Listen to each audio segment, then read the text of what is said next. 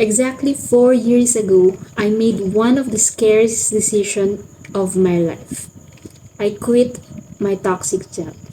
And look, this is my picture on the last day of my work. I look so happy and excited, right? But behind those smiles, actually, sobrang kinakabahan ako kasi madami akong what if. What if mag-fail ako? What if bumalik na lang ako? Like, ganun.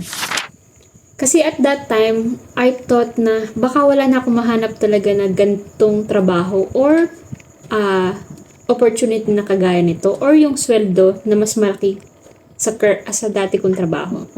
And I still remember what my manager is telling me before I leave. Sabi niya, Sigurado ka, kaka-pandemic lang and with your skills, baka hindi ka makakuha ng mas malaking sahod or kahit man lang yung sahod mo ngayon hindi mo makuha sa iba.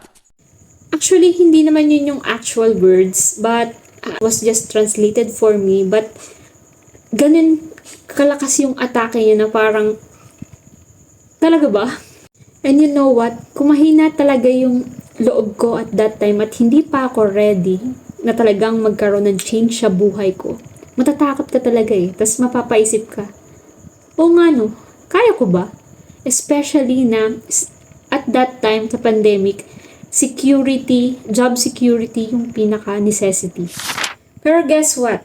After 5 months lang, I found a better job with a higher salary, exactly what I prayed for. A work from home setup. And actually, much better pa dun sa pinag-pray ko. Pero kung nakinig ako doon sa mga fears ko or doon sa mga nagsasabi sa akin na hindi ko kaya o bakit kailangan kong gawin, I'll be stuck there forever. And I don't know if I can still jump out of that situation.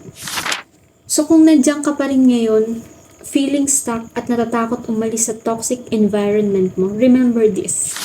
Minsan, the very fear na pumipigil lang sa'yo is ayun lang din yung humahadlang sa mas magandang nakalaan para sa'yo. Don't let fear decide your future. So, ayun lang. Stay hopeful and stay grounded. Bye-bye.